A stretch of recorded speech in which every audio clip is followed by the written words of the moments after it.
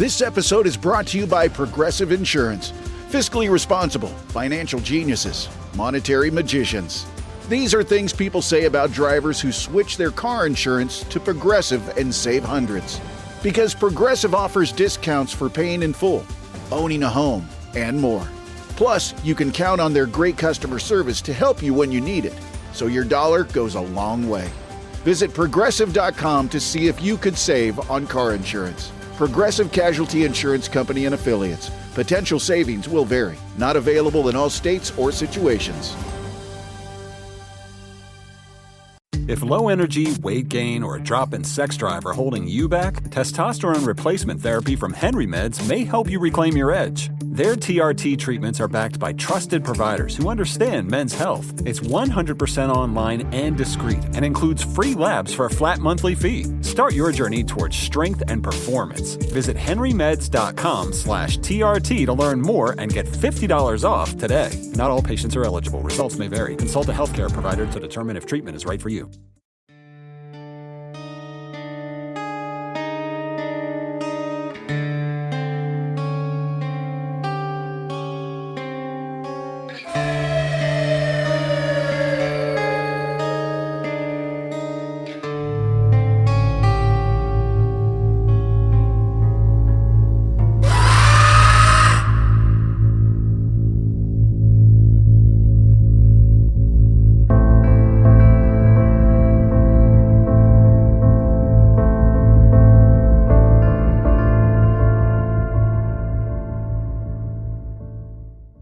Hello and welcome to another episode of the Halloween Podcast. I am your host, Lyle Perez, and you're listening to episode 36 of our special series, The Dark Record, where we uncover history's eeriest stories, one strange and unsettling case at a time. Taos, New Mexico is a place known for its beauty and its art. Its desert light has drawn painters, poets, and dreamers for generations. Among them D.H. Lawrence, Ansel Adams, and Georgia O'Keeffe. But beneath the quiet charm of its adobe houses and mountain vistas, something far stranger has taken root. For decades, some residents have reported a sound that others cannot hear, a low, rumbling hum with no clear source. For those who hear it, it can be torment, a noise that never stops, echoing through the silence of the desert. The next entry into the dark record, the Taos Hum. Let's begin. The Taos Hum first came to wide attention in the early 1990s when dozens of residents in and around the small town began reporting a strange, persistent noise. It wasn't the kind of sound you could capture easily on tape or point to in the distance. Those who heard it described it as a low, steady vibration, like a diesel engine idling just outside the window, or a far-off truck that never moved away. What made it especially disturbing was that not everyone could hear it. Estimates suggested that only about 2% of Taos residents perceived the sound. For those select few, however, the effect was inescapable. The hum followed them into their homes, across the desert, even into the quiet of the night. It was never loud, but it was relentless, like a pressure that refused to let go. People who heard the hum often struggled to describe it in exact terms. Some said it felt more like a vibration than a sound. Others swore it caused headaches, dizziness, or nausea. A few reported that it kept them awake at night, driving them to exhaustion. For many, the psychological toll was just as heavy as the physical one. Imagine trying to convince your neighbors that you were plagued by a sound they couldn't hear, and you begin to understand the isolation it created. The first press reports treated the hum with a mix of curiosity and skepticism. Taos was already a place of mystique, known for its mix of artists, mystics, and spiritual seekers. A sound that only a few people could hear seemed to fit the town's reputation for the unusual. But as more residents came forward, the phenomenon became harder to dismiss. These weren't only eccentric figures on the fringes. Retirees, professionals, and longtime locals all described the same strange, droning presence. By 1993, the reports had grown loud enough, ironically, that the U.S. Congress got involved. At the request of New Mexico senators, researchers from Los Alamos National Laboratory, the University of New Mexico, and Sandia National Laboratories were brought in to investigate. Scientists set up sensitive equipment in homes and in the surrounding desert to measure sound, seismic activity, and electromagnetic fields. They interviewed hearers, trying to pin down exactly what they were experiencing. But even in those early stages, the investigators faced the same challenge that has haunted the case ever since. The hum defied objective detection.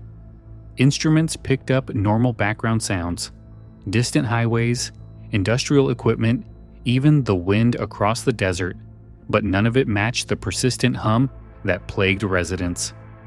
To the hearers, this was deeply frustrating. To skeptics, it was proof that the hum was all in the mind. Still, the people of Taos knew what they heard or felt, and if the scientists couldn't explain it, then perhaps they thought the source lay somewhere beyond the range of ordinary instruments.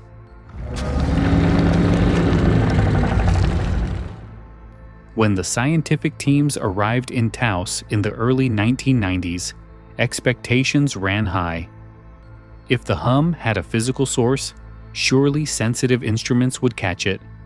The investigators brought an array of equipment: microphones designed for low frequencies, seismographs to measure ground vibrations, and electromagnetic sensors to detect radio or microwave signals. They placed devices in homes where the hum was strongest, then compared them with measurements taken in the open desert. What they found was inconclusive.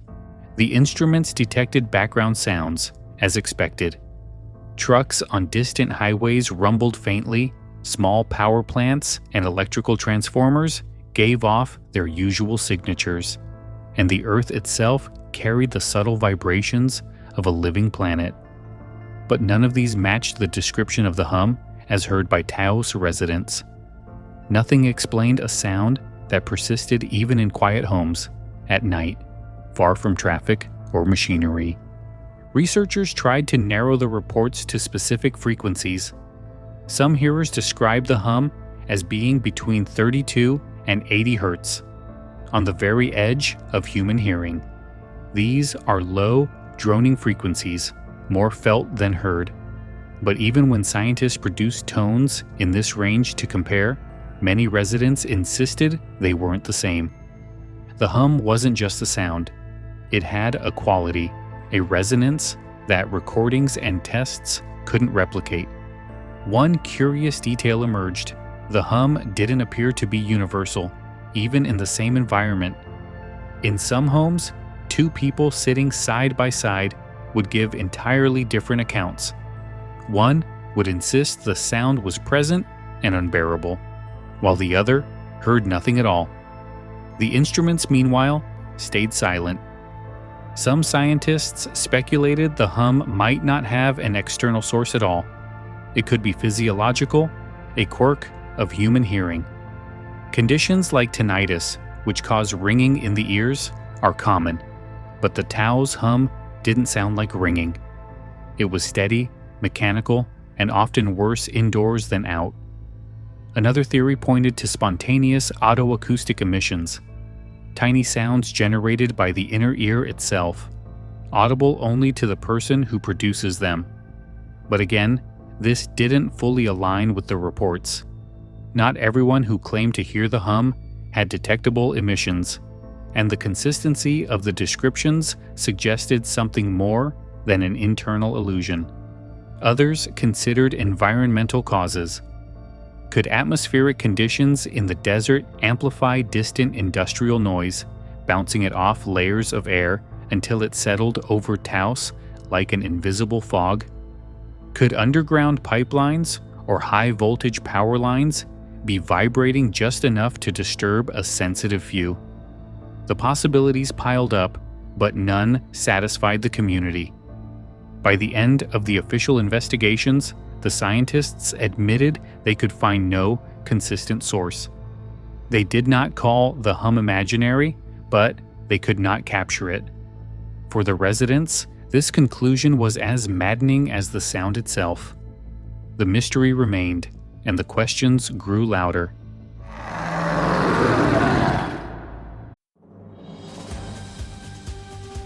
This episode brought to you by Progressive Insurance. Do you ever find yourself playing the budgeting game? Shifting a little money here, a little there, and hoping it all works out? Well, with the Name Your Price tool from Progressive, you can get a better budgeter and potentially lower your insurance bill too. You tell Progressive what you want to pay for car insurance, and they'll help find you options within your budget. Try it today at Progressive.com. Progressive Casualty Insurance Company and Affiliates. Price and coverage match limited by state law. Not available in all states.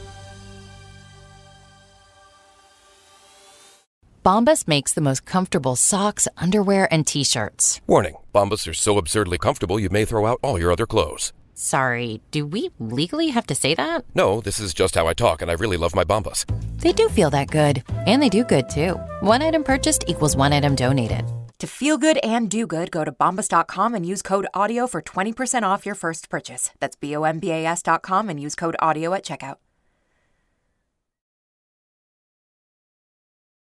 Ever felt defeated by cravings? You're not alone. Henry Meds is here to help support your weight management journey. Since I joined 4 months ago, I've lost 25 pounds and it has changed my life. Henry Meds' personalized compounded GLP-1 meds shipped to your door. Take back control with treatments designed to reduce appetite. Schedule a free online evaluation with a licensed provider at henrymeds.com/audio and get $100 off your first month. Results may vary. Not all patients are eligible. Compounded medications are not FDA approved. Consult a healthcare provider to determine if treatment is right for you. Do you love the strange, the unexplained, and the downright terrifying? Horrifying History takes you on a chilling journey into the dark corners of the past, where history and horror collide. From haunted places and ghostly legends to unsolved mysteries and terrifyingly true stories, you will uncover the twisted facts that history books leave out. Who were the real monsters behind infamous legends? What dark secrets lie buried in the pages of history? Every episode, we reveal the eerie truths that will send shivers down your spine. Are you brave enough to face the darkness? Horrifying History, available now wherever you listen to your podcasts. But don't wait for too long. The past might just come looking for you. Listen if you dare.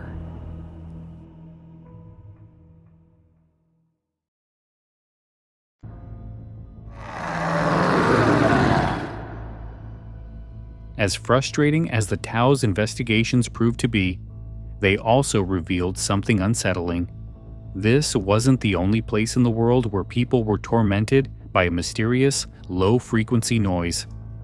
Reports of similar hums began surfacing from across the globe, suggesting that Taos was just one chapter in a much larger mystery.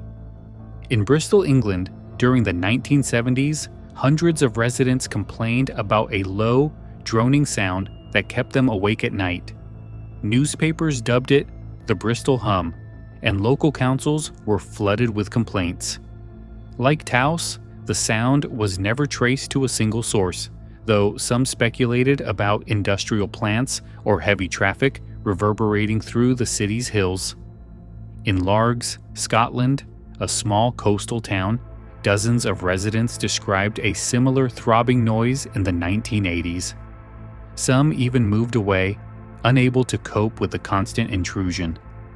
The Windsor Hum in Ontario, Canada, plagued residents for years and was eventually linked to industrial activity on nearby Zug Island, though the exact mechanisms remained uncertain, and even after measures were taken, some said the sound never fully vanished. Germany, Australia, New Zealand, and the United States all have their own reports, each with slight variations but uncanny similarities.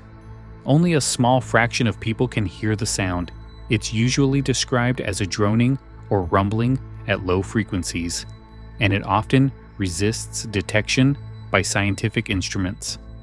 In many cases, it's worse indoors, as if buildings themselves amplify or trap the vibration. The global pattern raised more questions than it answered. Were all of these hums caused by industrial noise? If so, why could only a minority of people detect them? If not, what connected such distant locations, each with its own geography, industry, and population? The idea that the hum was purely psychological grew harder to defend as reports poured in from around the world.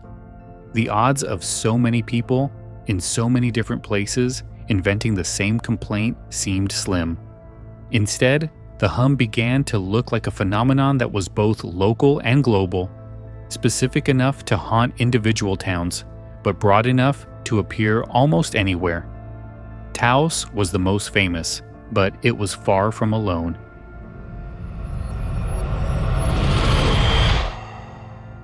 If the Taos hum defied capture, then theories rushed in to fill the silence.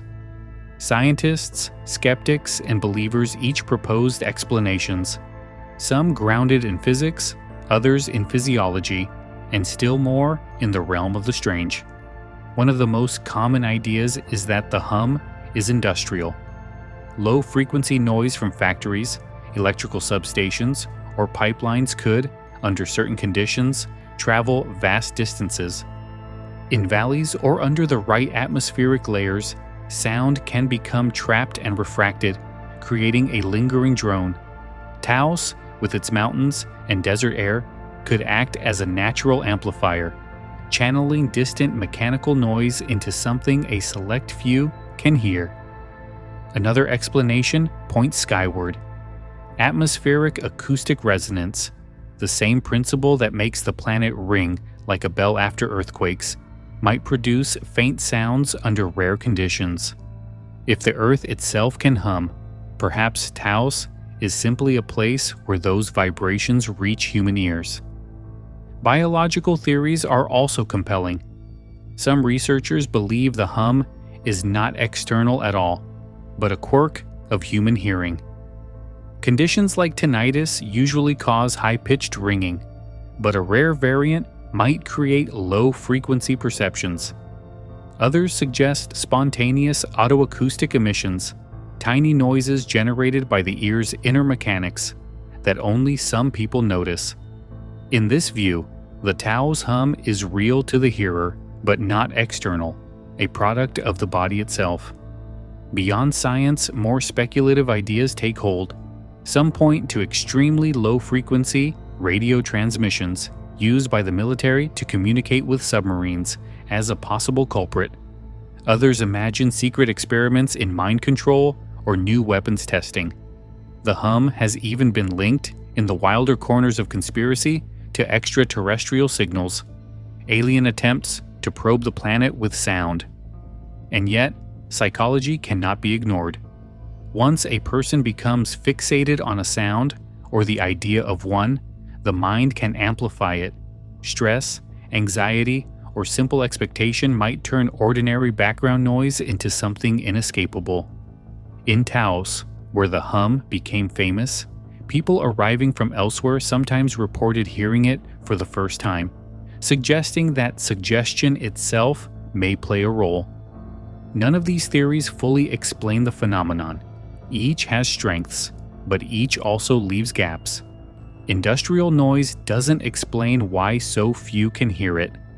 Biological quirks don't account for the global spread. Psychological factors may shape perception, but they can't create identical reports across continents. The hum remains a puzzle with too many pieces missing.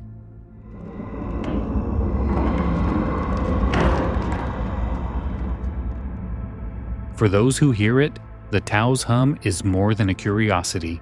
It is a torment. Imagine a low, droning vibration that never stops. It follows you into your home. It hums behind your conversations. It lingers in your sleep. At first, you might try to dismiss it as traffic, or a neighbor's appliance, or perhaps your own ears. But when night falls and the world goes quiet, the sound remains. It is inescapable, Residents who reported the hum often described its effects in the language of suffering. The constant presence caused headaches, dizziness, and nausea. Some claimed their chests rattled as if the vibration were passing through their bodies. Sleep became elusive, replaced by nights of restless turning, listening, waiting for silence that never arrived. Over time, the strain deepened into anxiety and depression. To hear the hum was to join a tiny minority. Family members, friends, and neighbors often couldn't detect it at all. Many doubted it existed. Some dismissed the complaints as imagination, or worse, madness. That disbelief cut deep. For those who suffered, the hum was not just an audible presence. It was a wedge between them and the rest of their community. This emotional toll made the Taos Hum more than a scientific riddle. It became a social one. People who heard it felt marked, set apart, cursed with a perception they wished they could turn off. Some moved away, desperate to escape. Others fought through sleepless nights, learning to live with the noise even as it wore them down. And while researchers struggled to measure the hum, no treatment could be offered. If it was environmental, there was no source to eliminate. If it was physiological, there was no cure. The sufferers were left in limbo, experiencing something real to them, but intangible to everyone else. In this way, the Taos Hum blurred the line between mystery and haunting. It was not a ghost in the traditional sense, but it haunted lives all the same. A sound without a source, a torment without a cure. A reminder that sometimes the most unsettling mysteries are not in what we see, but in what we hear.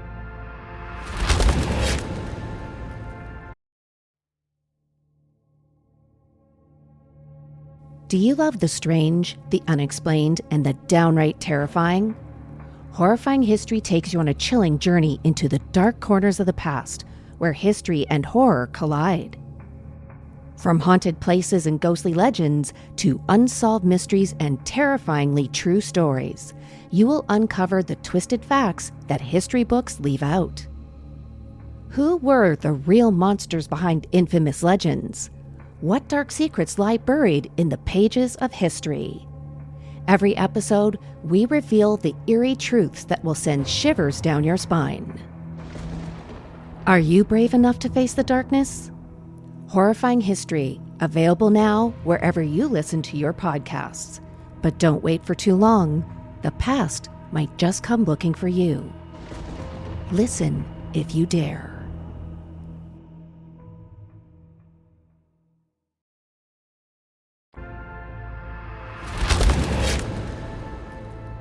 What unsettles me most about the Taos Hum isn't just the sound itself. It's the silence that surrounds it. Not the silence of the desert nights, but the silence of unanswered questions. For decades, people have insisted that they hear this low, relentless vibration, and for decades, science has failed to capture it.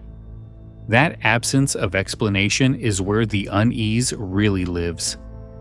I think about what it must feel like to be one of the hearers, to sit in a room with friends or family, insisting that there's a droning in the air, only to watch their faces twist with confusion, to know that they can't hear what you hear. That kind of isolation cuts deep. It turns the sound into something more than noise. It becomes a reminder that your own senses set you apart. The Taos Hum also forces us to confront how fragile our grip on reality can be. We like to believe that our senses are reliable, that the world is what we see and hear together. But the hum fractures that certainty. If only a small percentage of people can perceive it, what does that say about our shared reality? Is it an external sound that most of us are deaf to? Or an internal phenomenon that tricks a few into believing the world is vibrating around them? Either way, it leaves us uneasy. What lingers with me most is that even without a ghost or a monster, the Taos Hum is a haunting. It shows us how the unknown doesn't need to take shape in shadows or apparitions. Sometimes it comes in the form of something we can't see, can't measure, but can feel all the same. A presence without a face, a sound without a source, a mystery that refuses to go away. And in that way, the Taos Hum isn't just a local curiosity. It's a reminder that the world still holds secrets that hum beneath the surface, waiting, endless, and unresolved. That brings us to the end of episode 36 of The Dark Record.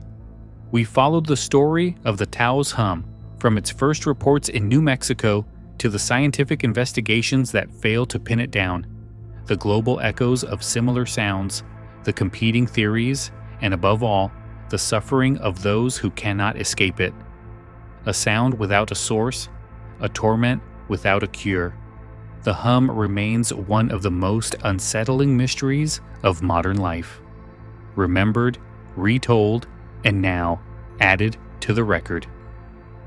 Next time, we head to Mississippi in the 1940s, where fear gripped the town of Pascagoula.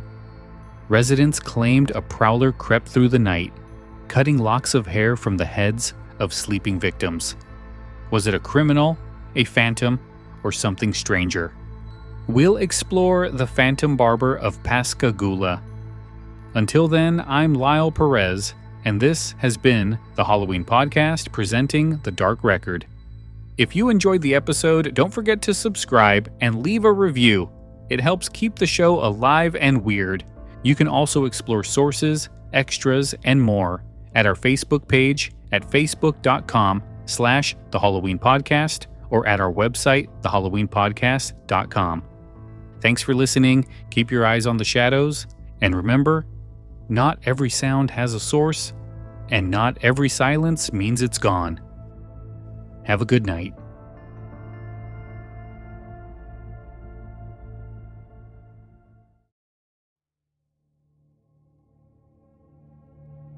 Do you love the strange, the unexplained, and the downright terrifying? Horrifying History takes you on a chilling journey into the dark corners of the past, where history and horror collide. From haunted places and ghostly legends to unsolved mysteries and terrifyingly true stories, you will uncover the twisted facts that history books leave out. Who were the real monsters behind infamous legends? What dark secrets lie buried in the pages of history? Every episode, we reveal the eerie truths that will send shivers down your spine. Are you brave enough to face the darkness? Horrifying History, available now wherever you listen to your podcasts. But don't wait for too long. The past might just come looking for you.